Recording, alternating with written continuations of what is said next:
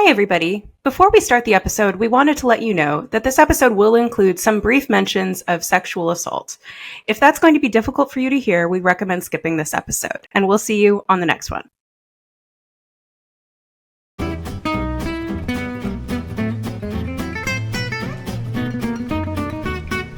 Hello, everyone, and welcome back to Reject Modernity, Embrace Tradition. My name is Clayton Becker. And I am Megan Cox.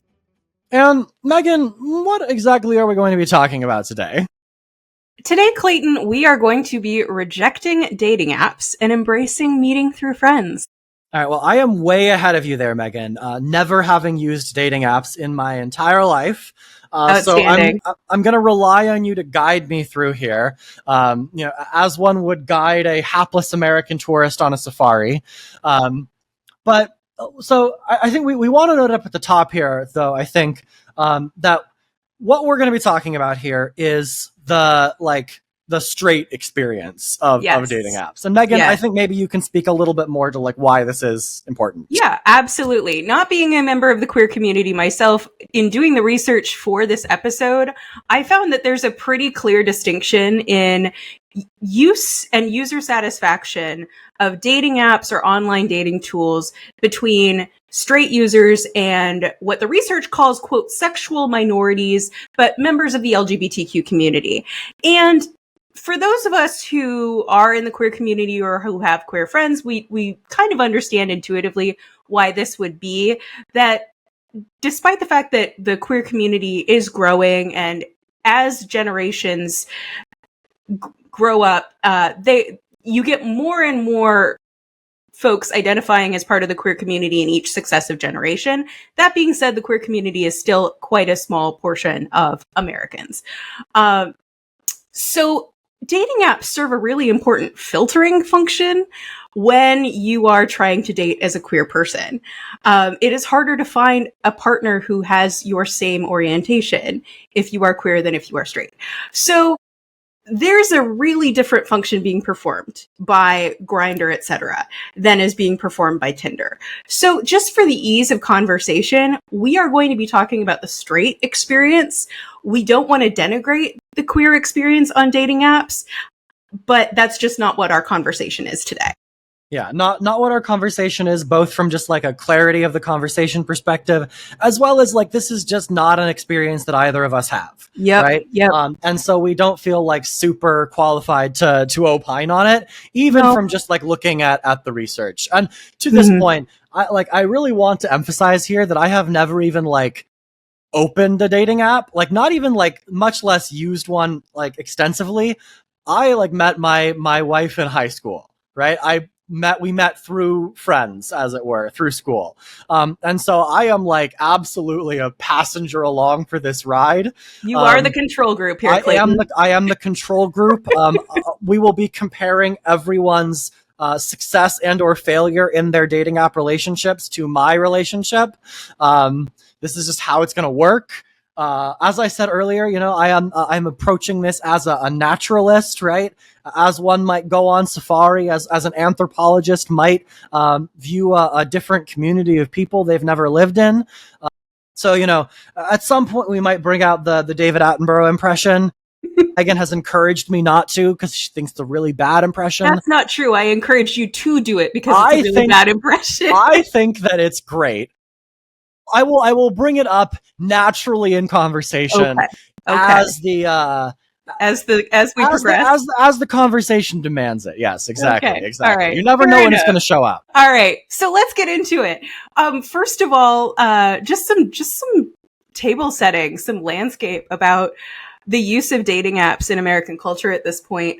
According to Pew, in a study from 2020, 53% of Americans ages 18 to 30 are using dating apps, and 37% of people ages 30 to 50 are using dating apps. And if it feels to you as if that number is too low relative to your conversations with your friends, etc., know that those percentages go up if you are some college or a college graduate. So if you are a college graduate and your friends are college graduates and you're talking constantly about being on the apps, you're in a group that is much more likely to be using dating apps. I imagine it also goes up if you subset to single people.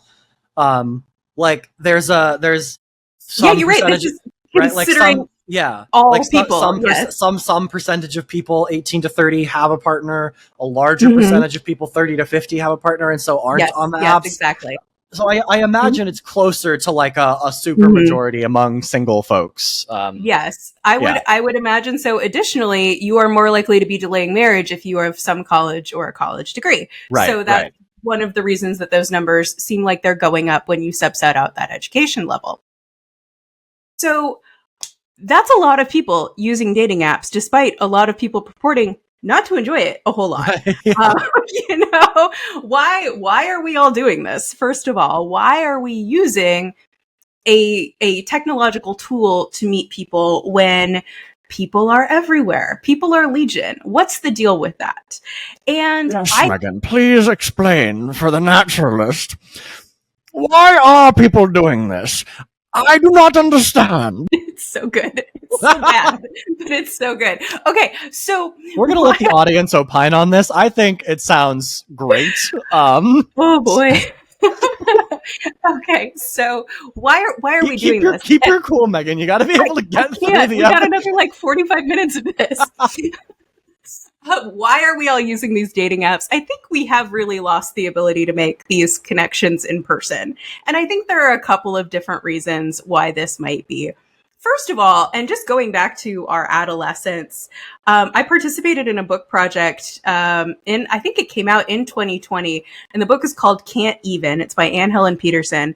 And something that she wrote about in the book is how class precarity and parental management of their adolescent children's lives really precludes a lot of social development that previous generations saw in their teenage years. You know, if you're not letting your teens run around the mall with their friend group, even not letting your teens prioritize dating, which to a large extent was kind of part of a like ending teen pregnancy push. But that meant a lot of restrictions on teen social interactions. You lose the opportunity to learn how to make those interpersonal connections in adolescence. And then you aren't making them organically as adults. And all of that is fueled by class precarity. So it's not necessarily the fault of the parents. They are responding to rationally responding to the stimuli around them. But at the same time, social development of teenagers is being curtailed, and we're seeing that manifest as adults who can't make organic romantic connections without defaulting to some program. And I think to just make just a quick clarification for people. When we talk about class precarity, we've talked about this before on the podcast, but this is sort of like the keeping up with the Joneses effect, right? Of like, Yes, yeah. I need like in order to maintain their station in life, my child needs to live in the right neighborhood. They need to go to the right school. They need to go to the right college. They need to study the right thing, and they need to get the right job when they graduate, right? And so And there's it's this the like going to the right college, that they need to do the right extracurriculars, they need to have a 4.0, et cetera, to the exclusion of social development.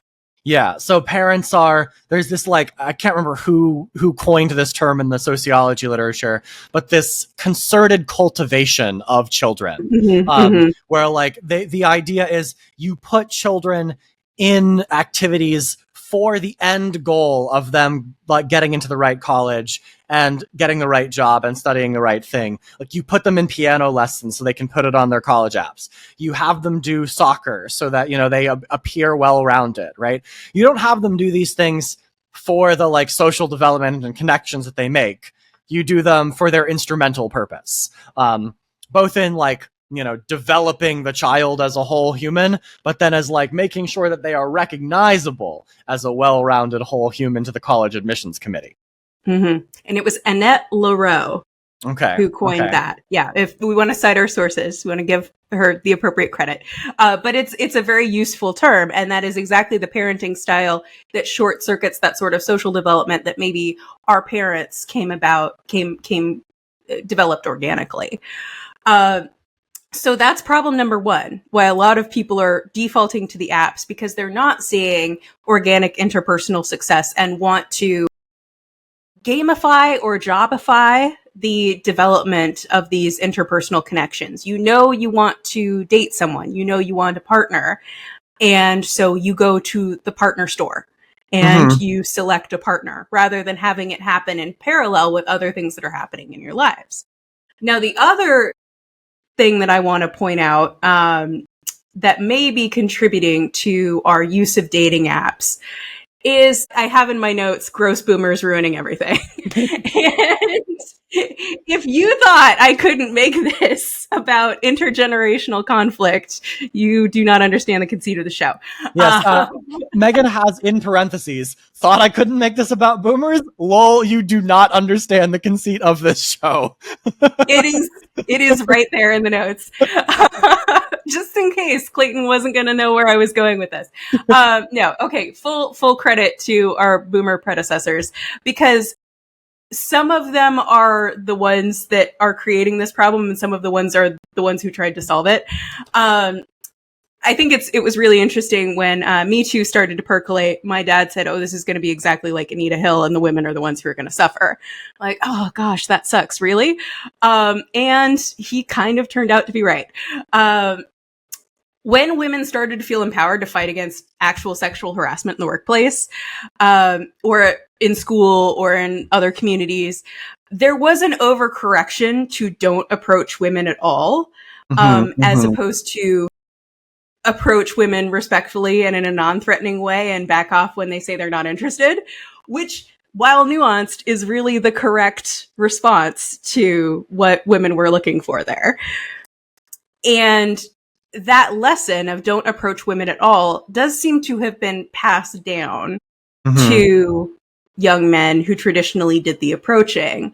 And so we have turned every social space into a social space where women should not be approached by men, rather than saying that you can approach a woman but don't bother her. You know, it's okay to ask a woman out at work, and if she says I'm not interested, then oh, cool, all right, awesome. Yeah, like back off, right? Yeah, exactly. Yeah. That's the response, you know. And I think that there is like but obviously, right? There's like a selection problem happening here, right? Where like the men who are therefore still willing to approach women are the worst of the worst, right?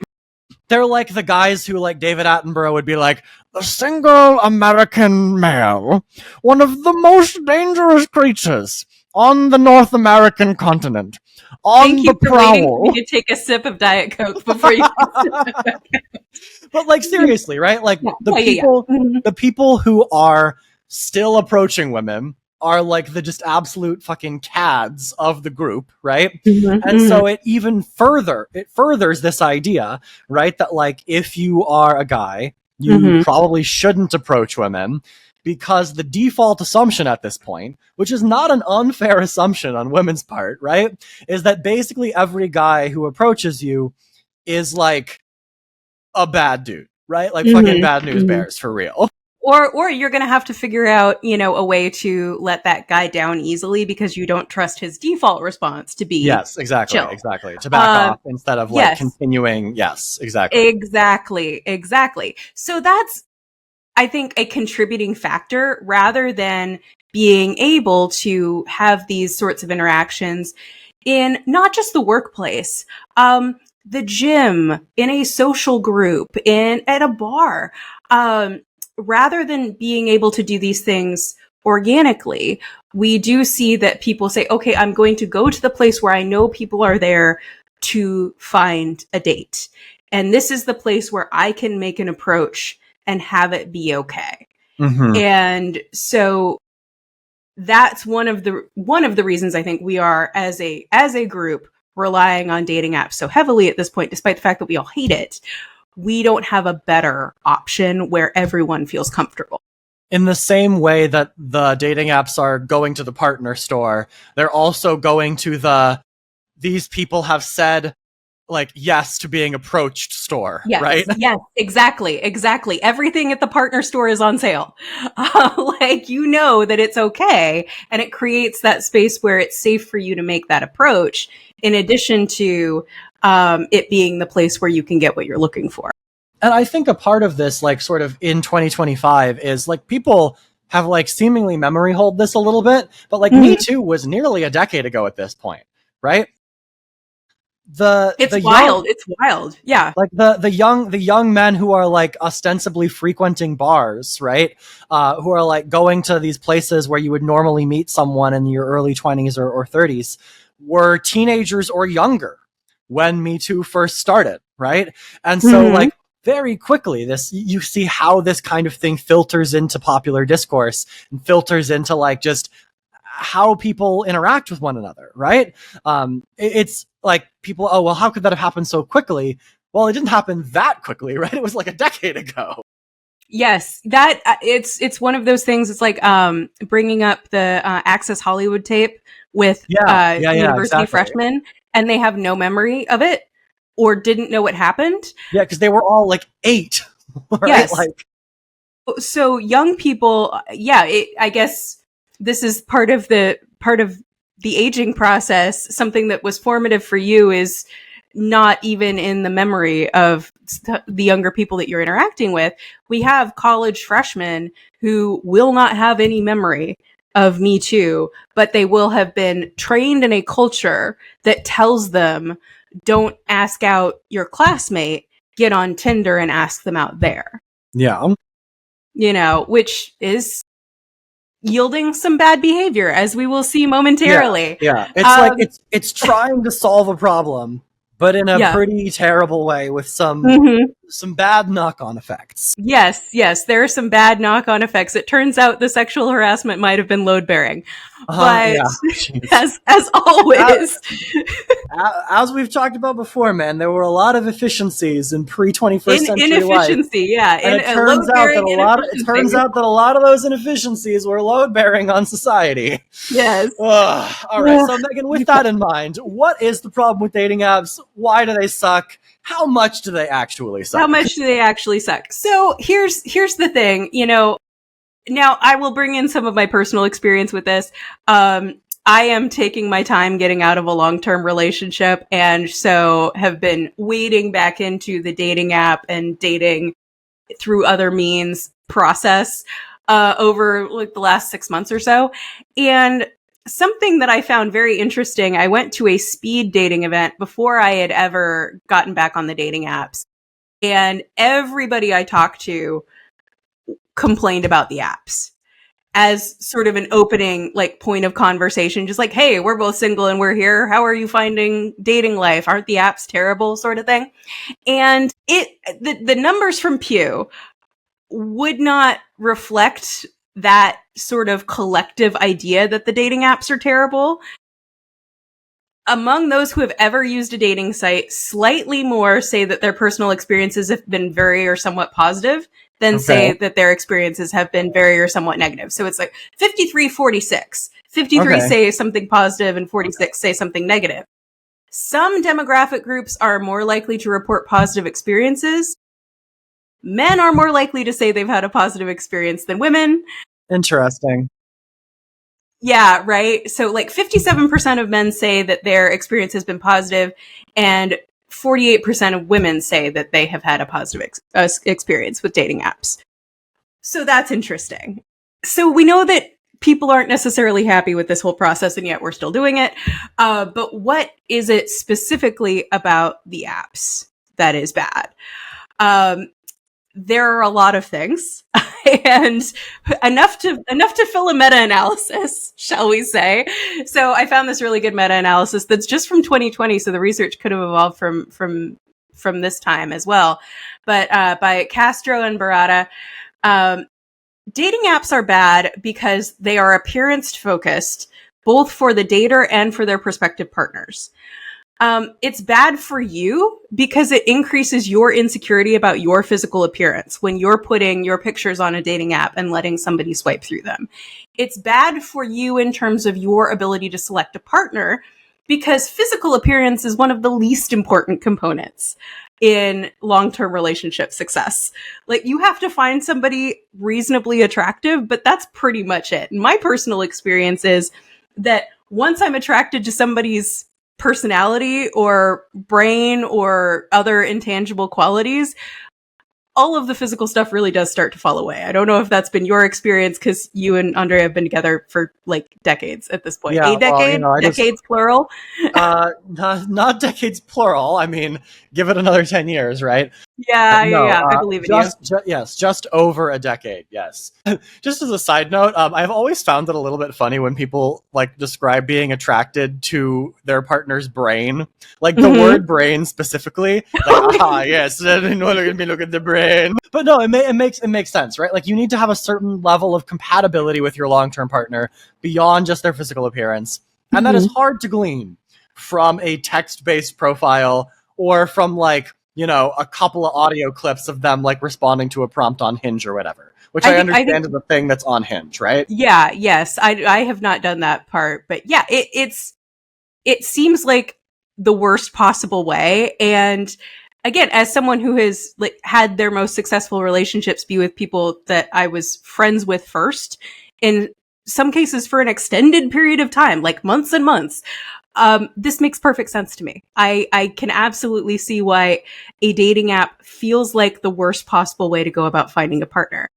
And this is just a sort of anecdotal thing from friends who are on the apps, but it often they describe it as like the first date that you go on with someone from a dating app often feels like a job interview. Yes. Right? Yes. In a way that like in a way that like even like blind dates or like like other ways of being set up with someone, like don't quite feel that way, because like even if you're set up with someone, the person that's setting you up with that person like probably has told you a bit about them, right? And so you're not asking like the super basic like where are you from question, do you like wine, right? Like you know the answer to these questions at least a little bit, right? At least some of the basics, and you have something in common to talk about, right? You have the person that sets you up in common at the very least. You're like, oh well, you know, I was like just talking to Megan the other day, and she was talking about like how she was doing all this fun stuff, and she was like, hey Dad, I have to like go back down to California for this academic year. Could I put a trailer hitch on the Volvo? And then the other friend is like, I don't know that that's such a great idea, right? And you have like an actual conversation, as opposed to like, so how's the weather up there where you're from in Manitoba? Yeah. I think that's exactly it. It's an entire conversation of small talk where you don't actually learn anything about each other's personalities. And that is the least conducive way to finding out if you're actually going to be compatible with somebody long term. So the job interview thing is really on the nose. I think everybody, myself included, who has been on these sorts of dates has had that feeling of like, oh, this sucks. You know, it's entirely about answering scripted questions, you know, and it is miserable. So the apps are not conducive to finding somebody you're compatible with, and it's not conducive to having good dates with people, even if you are ostensibly compatible with them or they tick your boxes. Additionally, and this is the last thing I want to cite from the Castro and Barada meta-analysis, the speed of evaluation coupled with appearance-focused evaluation is also really bad. As I was just saying, speaking about being friends with somebody before you start dating them romantically, you have the opportunity to develop those kind of that sense of interpersonal connectedness and also a sense of trust. I don't know if men feel this way, but I have found for me, I am so much more comfortable going out on a one-on-one date with a man that I've known for 10 months and have 20 friends in common with, than I am going to be going out with a stranger that I have met on a dating app. Yeah, I mean, I can't speak for men in general, nor like men who have been on lots of dates, because I have done neither. But I imagine it is probably not quite the same way for men. But I think that this probably speaks to one of the other problems that you wanted to talk about, which is like the like harassment that people face on these apps and when they meet up with people in person, right? Yes. Yeah, absolutely. You really see a lack of social consequences for bad behavior because you have no social connection to the people that you're dating off a dating app, other than you are meeting on this app. Mm-hmm. So when you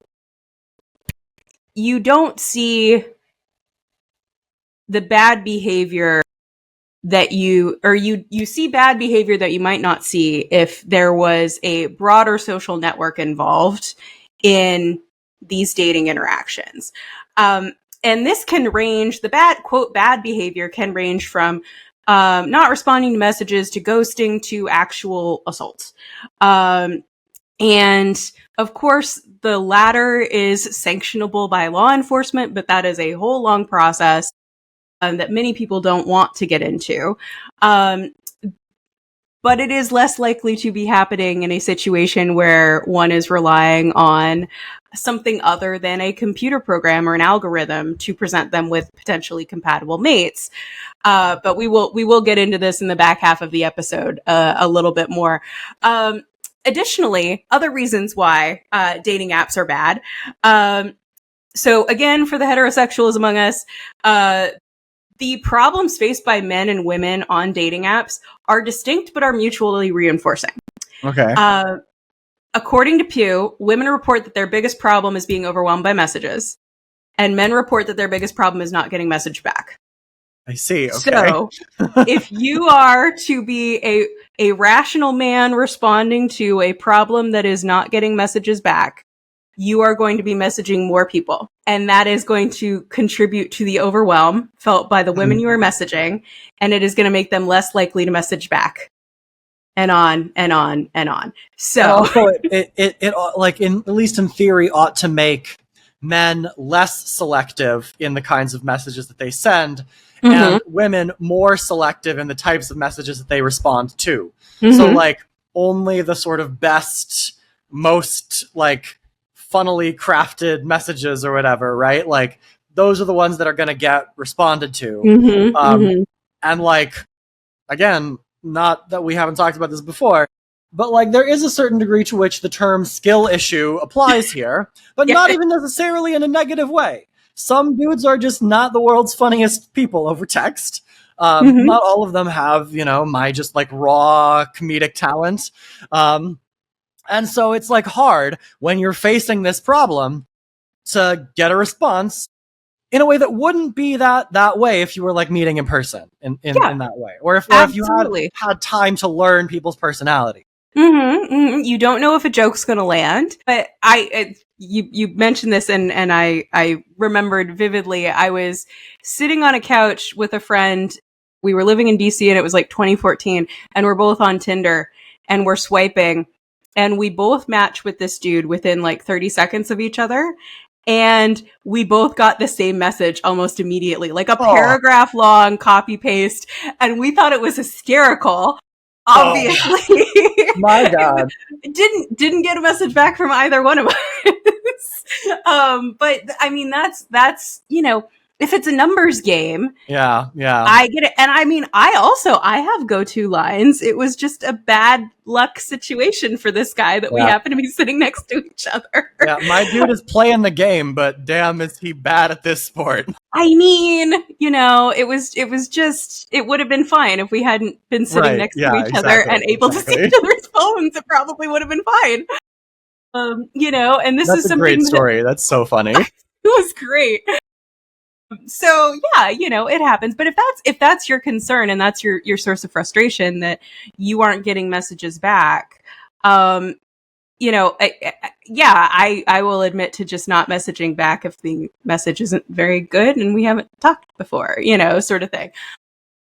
But you know, I hate to say skill issue over and over again, but that's the source of frustration. Meanwhile, women's source of frustration is getting a ton of low effort messages. Yeah, exactly. And so I'm on the League and the automatic message it sends is, "Hey, your name, great to connect." And I'm like, is this shit LinkedIn? What are we doing?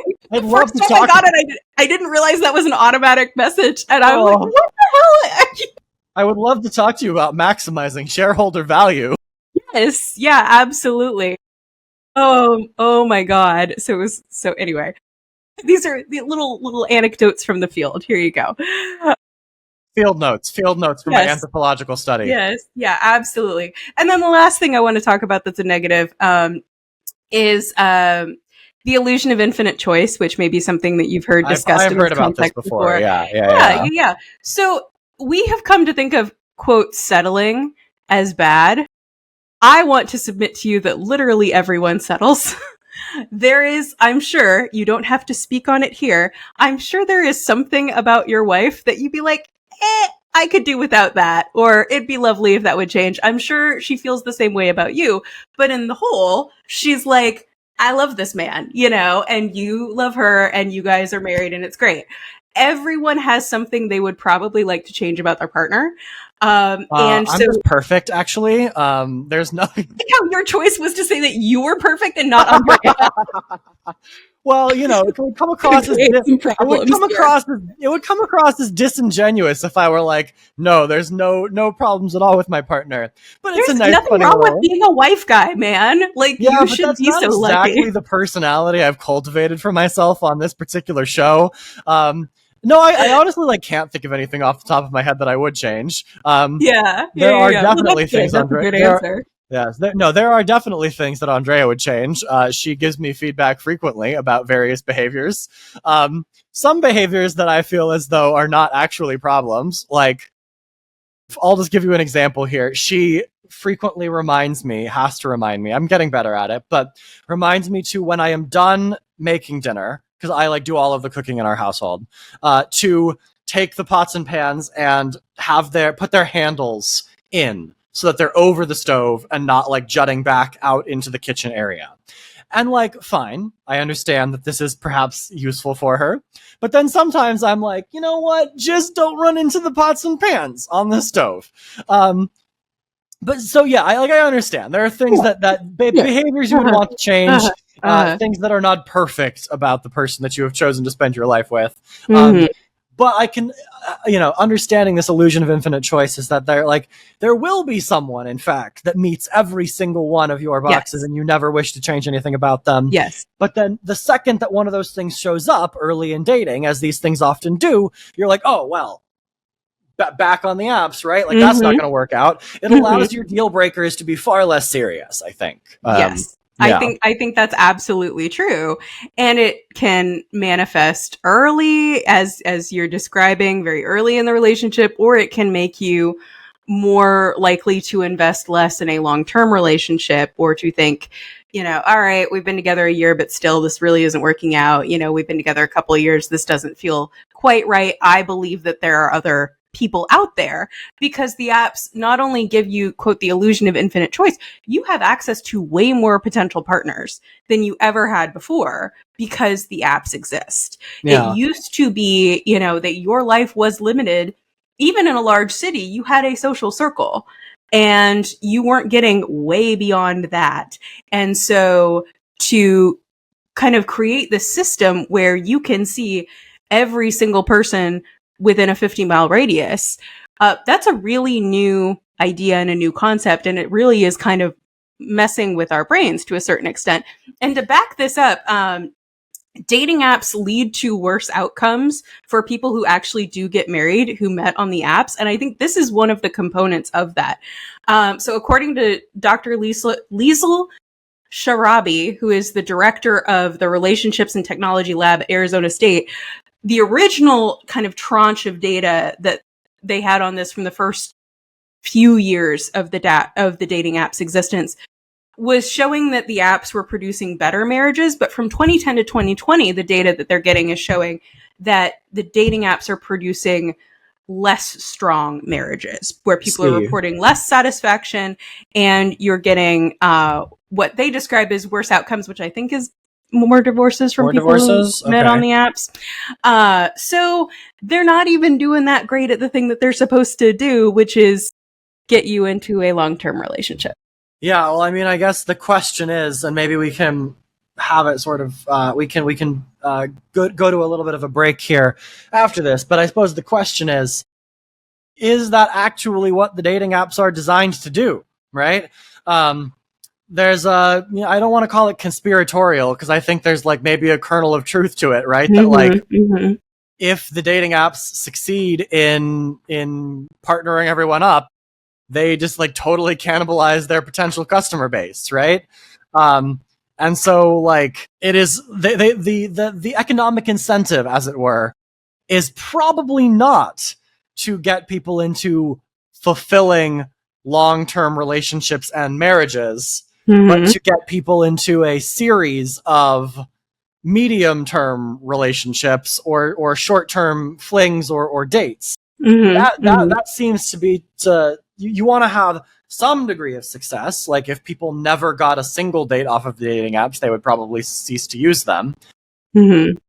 But like you said, sort of the gamification of dating, the incentive structure seems very much pointed towards keeping people on the apps as opposed to getting them partnered up and getting them off them.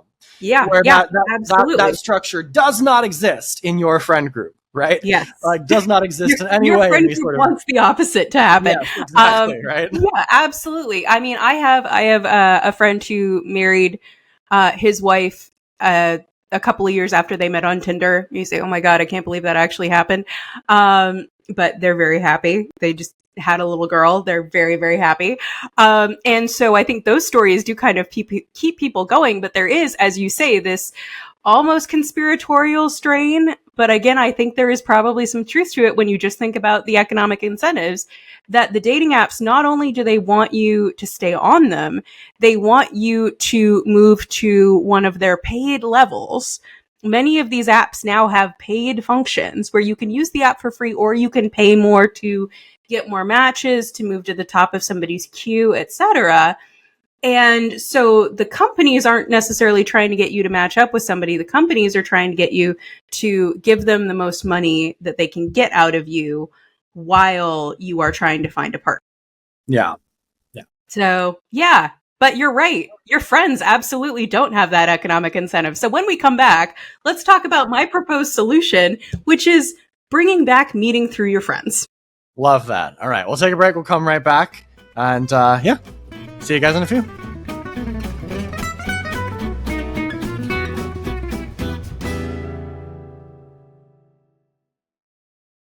When we left you, we were discovering how, despite never using the dating apps, I have a great handle on exactly how they work.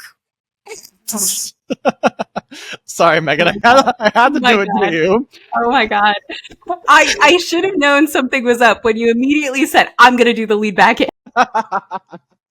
I've been planning it for like 25 minutes. Like I knew as soon as the second time that I did it, when you were like, damn, we've got 45 more minutes of this. Like, I don't know if I'm going to make it through. I knew I had to do it again. And that was the time. That was the moment where it was going to be most appropriate. Yeah. And most surprising. I was going to be the most surprised by it. Yeah, okay, precisely. good job. Hell All yeah. right, so like a naturalist, you have observed the life of people who are using these dating apps despite not having had to do so yourself. And I think what we're going to circle back around to is probably exactly how you met your wife in high school, which is meeting through friends is the solution here. Dating apps suck. They make us miserable. They don't actually get us better outcomes in terms of our dating life. And what could solve many of these problems? Meeting through friends. And I think also just like on this point, meeting through friends or through colleagues or through other people in your life, like using a broad definition of the term friends here, is how like 70% of people met their partner prior to like the internet, right? Like prior to the advent of this, like this new online ecosystem for meeting people virtually. And I think that like in a very real way, like that is just like nearly in every single way, I would say superior to dating apps. Not least of all because all of the problems that we listed sort of up in the first half that dating apps cause, like the incentive structure, the infinite choice, the lack of social sanctions, all of these different things, they just don't exist when you're meeting through friends. Yeah, absolutely. So in 1995, The data that I'm looking at here, which is a study from Stanford University in 1995, 33% of couples met through friends, and it was the most common way to meet your partner. The next was at a bar or restaurant at 19, or at work was also 19%, or at school or college, also 19%. Then through family, yeah. I do feel like the only. Oh, sorry, you were saying through family as well, right? Yeah, through family that? Through family was 15%, and somehow 2% of people were meeting a partner online in 1995.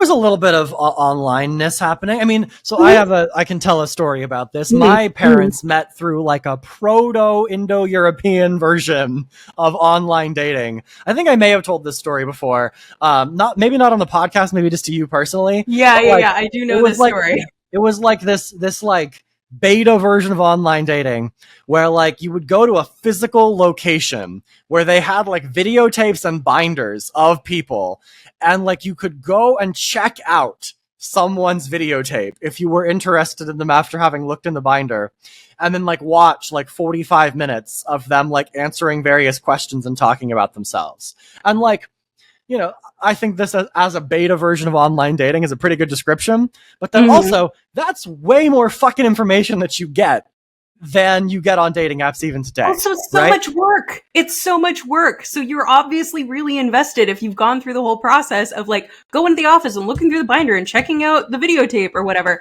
That's a lot of dedication. And so you don't have the same lack of investment that you have if you're just passively swiping. Yeah. So I mean, so if you've got 33% plus 19% plus 15%, like the only one of those that's not meeting like directly through your social circle, in my view, is the one at like a bar or a restaurant. And even that is still like in person, right? Like there's still a little bit more selection happening there, where like you might be a little bit more compatible with these people because you're frequenting the same types of establishments, or you live in the same neighborhood, or whatever. As opposed to going to the partner store on the apps and like going from there. So like totally makes sense to me that if you're meeting, almost everyone is like meeting through some version of in person in 1995. What does that look like today, Megan? So today, through friends used to be 33%. It is as of 2017. So I'm sure this has changed even more. Through friends went from 33% to 20%. At the bar or restaurant actually went up, and I'm sure it's gone down since 2017. At the bar or restaurant went from 19% to 27%. At work went from 19% to 11%. At school went from 19% to 9%. Through family went from 15% to 7%. And online dating has gone from 2% to 39%. So the plurality of couples are meeting online. Yeah, it's a big sea change right there. Yeah. Exactly. I think what you're getting at, the in-person component of most of those 1995 meeting mechanisms, is really important, because I tell you what, I have gone on vastly more dates with people that I met at an in-person speed dating event than I met online on the apps, because I think somehow psychologically you feel a lot more comfortable meeting someone in person that you've already met in person. So I think that that's a thing. You have a little bit more of a sense that they're probably not an axe murderer. Yes, totally. But the meeting through friends idea, I think it worked for a reason, and to bring back meeting through your social network will alleviate a lot of the concerns, not just safety, but compatibility and kind of difficulty in selection that we see when we're talking about meeting through dating apps.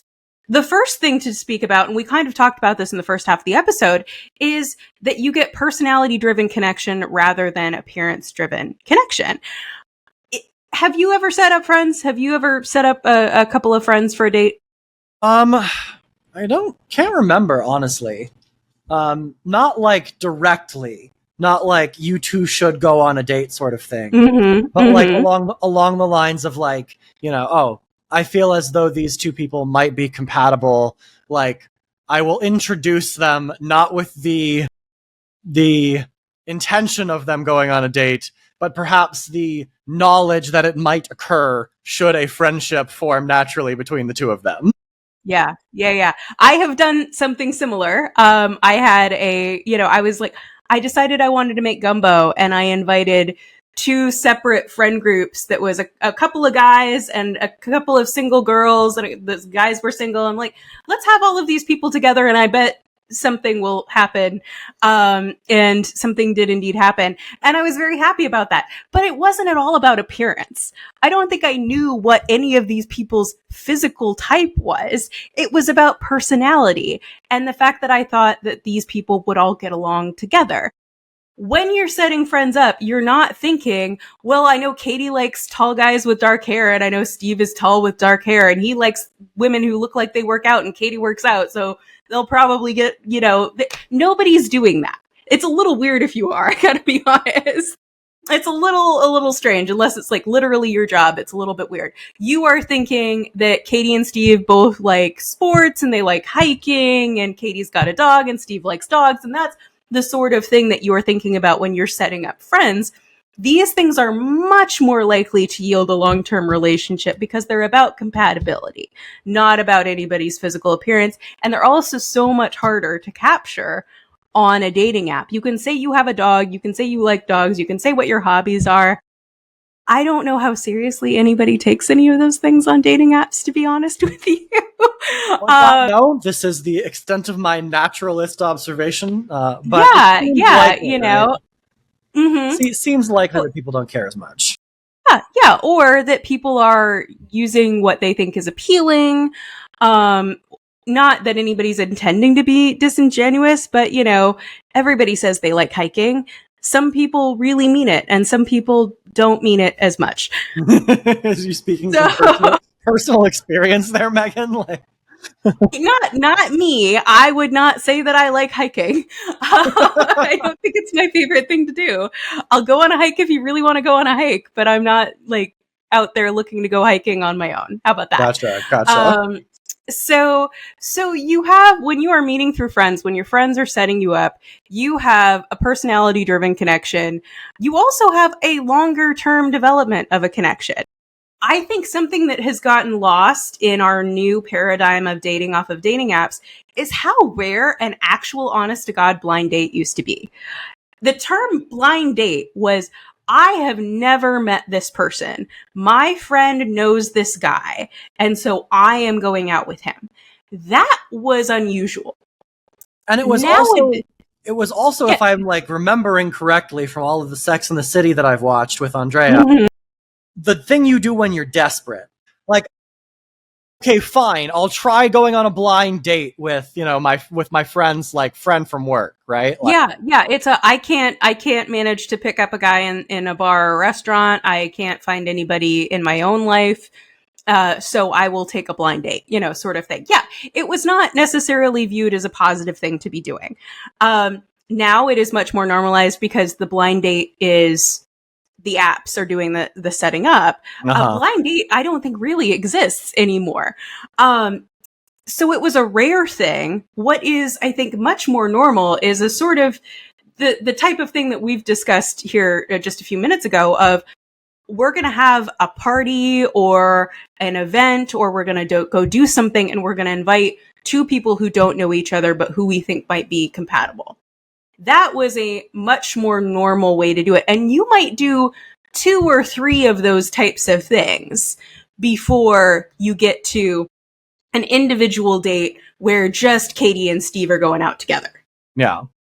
And that fosters a much stronger connection and gets you away from the job interview type of situation, which you get on a dating app date, which you also kind of get on a blind date. That is a way to facilitate a deeper connection that is more about compatibility. And I think as well, there's a level of like whatever like the opposite of intentionality is, right? Like like serendipity, right? Like there's Yes. a level of serendipity that these social interactions allow you to have, right? Where like you invite people over who are single, who don't know each other, who are part of maybe different friend groups, who you don't have any sense are potentially compatible with each other, and who are like going to be a couple, who you're not like, oh yeah, like Katie and Steve, they would be great together, right? Like we should try to make that happen. But merely the act of being together in that social environment allows for this like level of serendipity of people, these chance encounters of people meeting people who will turn into their partners. That just totally doesn't exist on the dating apps. Nobody goes on the dating app and is like, oh boy, might meet someone here, right? I might meet a partner at the partner store. Yeah, right? Like, oh no, hope no partners are around here at the partner store. Like, oh my. When you're on the dating app, when you're using the app, right, you are like, maybe absentmindedly, sure, but like very intentionally seeking out a partner, right? Yeah. Whatever level of partnership you're interested in, right? And I think it's the serendipity of it. We do still really like the idea of serendipity, something that I have noticed a lot being a woman in her late 30s, and being single. You see a lot of discussion of dating with intentionality in a positive way. People say, yeah, absolutely. Don't waste your time. If somebody's not interested in something that's very important to you, then you need to move on, kind of thing. But at the same time, you lose that sense of luck that I think actually makes you really grateful for your partner. If you feel like you did a lot of work filtering through the dating apps to find the right one, maybe you feel a little bit less lucky.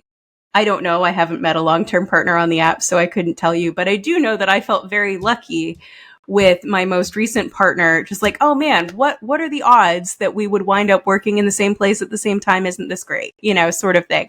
And you lose that sense of wonder and sense of gratitude for your relationship, I think, when you jobify it in this way. So that, I have no data to back this up. This is just anecdotal, but I think that might contribute in some ways to our lack of satisfaction with dating apps. And if you are, happy and grateful to your friends or to the universe for putting you and your partner in the same place, maybe you'll have better outcomes. I don't know. I mean, there's a reason why every late 90s and early 2000s rom-com and romance and just like romance film starts with a meet cute, right? Yeah, yes. Like, and why there are no good romance books, movies, anything about meeting your partner on the apps. It's just not romantic. I think that's really true. It's not, and the fact that we keep describing it as a job interview, and that's like the least romantic scenario that anyone can envision themselves. Literally, yes. A job interview is, I think, actually one of the least romantic possible scenarios in the entire world. Yeah. Yes. Yeah. So I definitely, I get it. I see where people are coming from with that. So I think, just to speak to my own experience, that I don't think it's a coincidence that the two best relationships of my life, where I'm still friends with those guys, those were relationships where we developed a friendship over months and then moved to the relationship in a more romantic direction. If you have the time to develop trust and to understand your compatibility level, I think you're going to have a better relationship long term. And then we had a friendship to go back to. I do know that there are a lot of people who are concerned about, dating a friend, ruining the friendship. I think that your concern may be misplaced, because if you're already friends and the relationship doesn't work out, you generally can move back to a place of friendship, I think, a little bit easier. Whereas you couldn't be friends with a partner that you met on the apps because there wasn't really a friendship. I mean, maybe you could be friends with that person. I think it would be harder to build a friendship after a romantic relationship if a friendship didn't exist in the first place. I do have a friend who shall remain nameless, who is just very unlucky on dating apps, to the extent that nearly all of the women he ends up going on dates with turn into his friends instead of any sort of romantic partner long term. Interesting. Okay. I don't know exactly what the reason for this is, but a lot of people who I've met who I've met through this friend, I've been like, oh, so how did you guys meet each other? And they, oh, like on Tinder. And I'm like, interesting. And they were like, yeah, we went on 2 dates and realized there was no chemistry. I feel like I need to meet this person for sociological reasons now. All right. Well, when in person, offline, when there's no chance that people might learn who this person is from the podcast, when you're back in California, we can try to make that happen. Okay, I'm intrigued. All right. So that's fascinating, and now that's completely derailed my thought process. But sorry about that. I do have that impact on people. Yes, you do. So the last thing I think that we need to talk about is the consequences for bad behavior on dating apps really are minimal. The consequences for bad behavior when you have been set up by a friend are significant. Yeah, much more severe.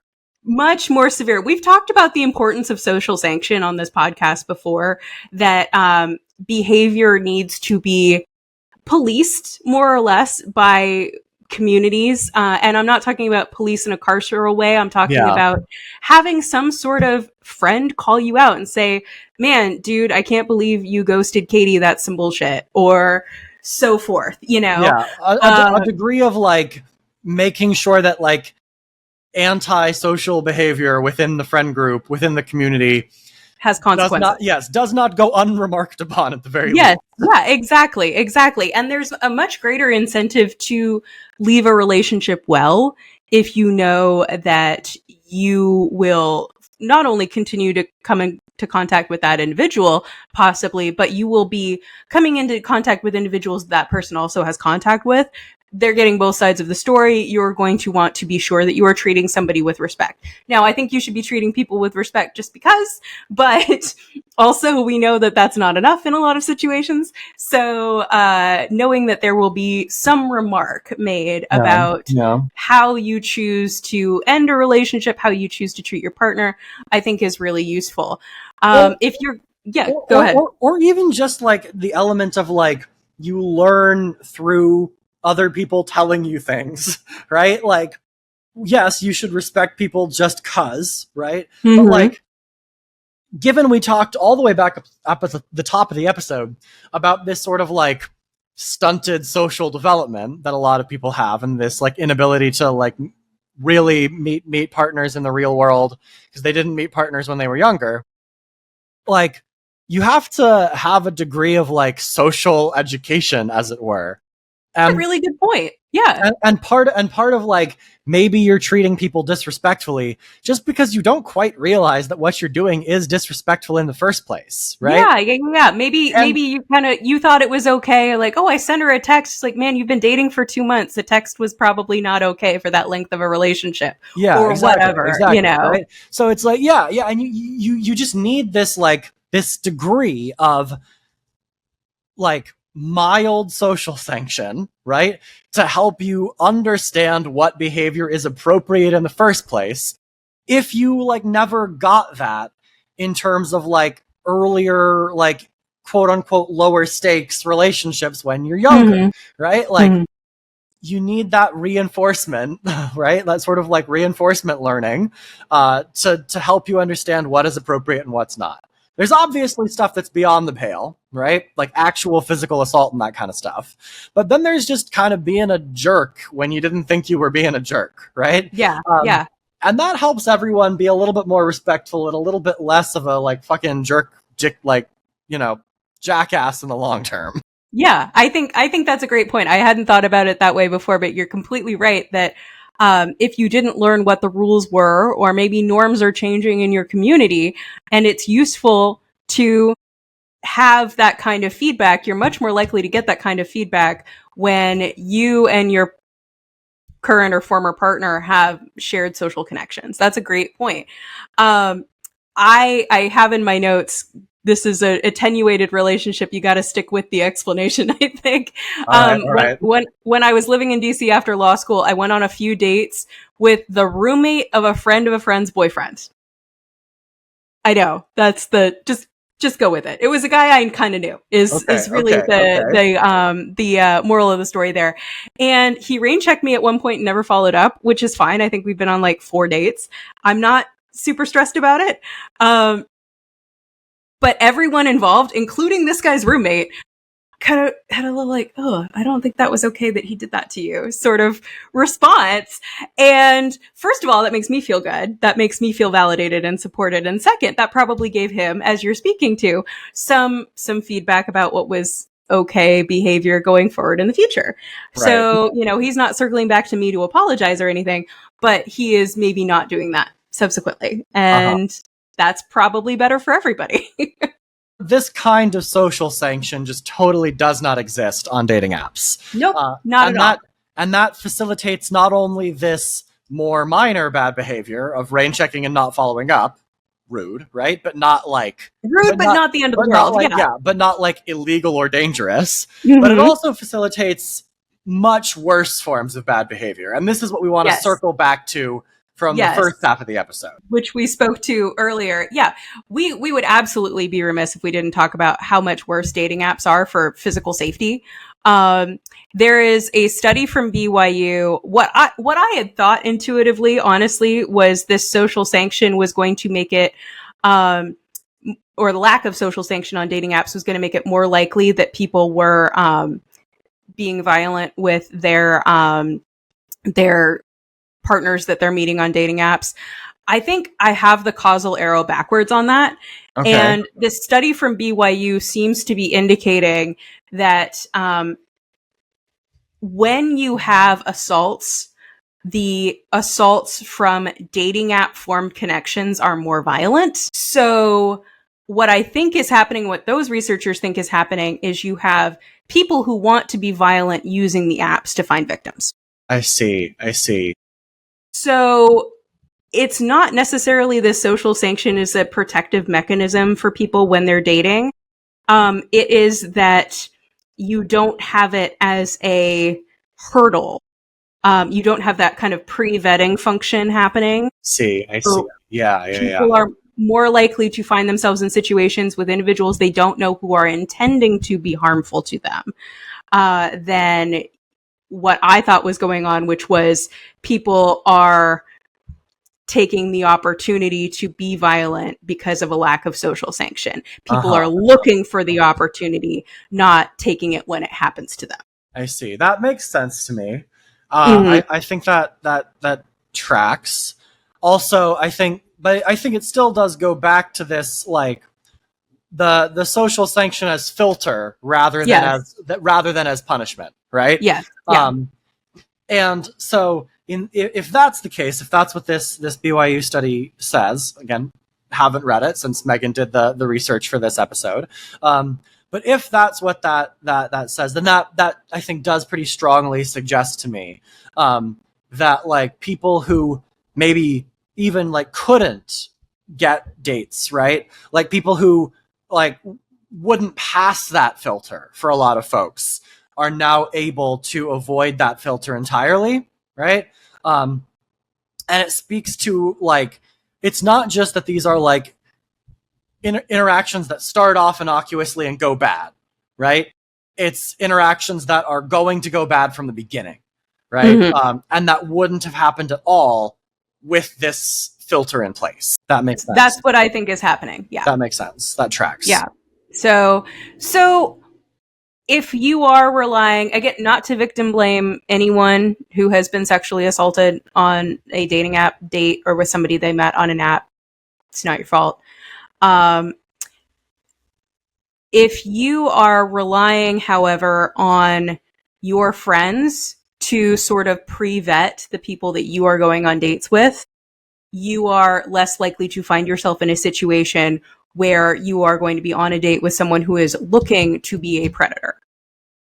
Because it's a lot easier to trick somebody into thinking you're not a predator on a dating app than to trick someone that you have been friends or colleagues or coworkers with for an extended period of time that you are not a predator. Yeah. So that's, there is a component there to that where you are going to be safer in the long run if you are dating people that you are relying on your friends to pre-vet for you. We've gotten to a point, based on everything we've talked about thus far, where the Me Too movement had this perhaps unintended consequence of making it so that nobody approached each other in person anymore, that everyone went onto these dating apps, but then all of the people who were being filtered out by the meeting in person process, by the friendship filter, are still there and still able to, with more impunity, in fact, right, act in the same way that they were before. Yeah, these processes, both Me Too and the overcorrection after Anita Hill, again, we're just asking not to be sexually harassed or assaulted at work. That's all, guys. The overcorrection didn't eliminate the behavior from society. It just changed where it happens. And it sounds like it might have made it easier. Yeah, it might have made it worse, right? I mean, you know what they say, like, road to hell is paved with good intentions, right? Which, man, I give up. Man, I thought we thought this was going to be a nice, fun episode. Texting Megan yesterday, I was like, I think this will be a nice, fun episode after our super Can we nerdy go back one. to the Attenborough voice? Jesus Christ. Well, until we do all of those things. I have another point. Damn it.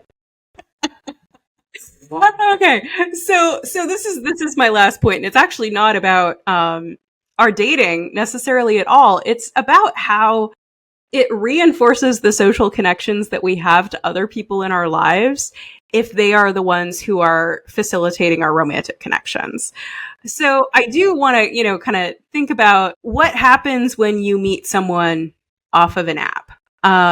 You may not have anything in common with them necessarily, but you go through a process of intentionally dating and figure out, they also want kids. They also want to stay in Los Angeles. They also want to do X, Y, and Z, and they have these hobbies that you have in common.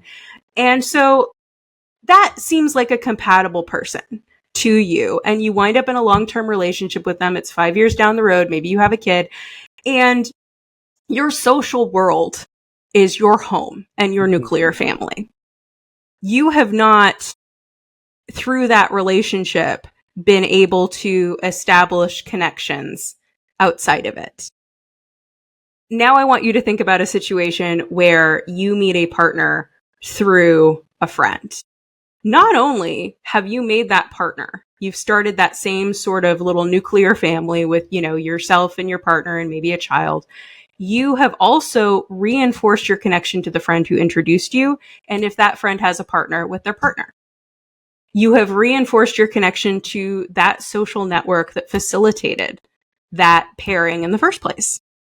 So if we keep coming back to, and it certainly does feel like we do, to lost connections, to the Robert Putnam of it all, and we keep saying that this kind of decline in interpersonal trust and interpersonal connections is a really big problem in our society, it behooves us to focus on doing things that will kind of reinvigorate those connections and rebuild that trust.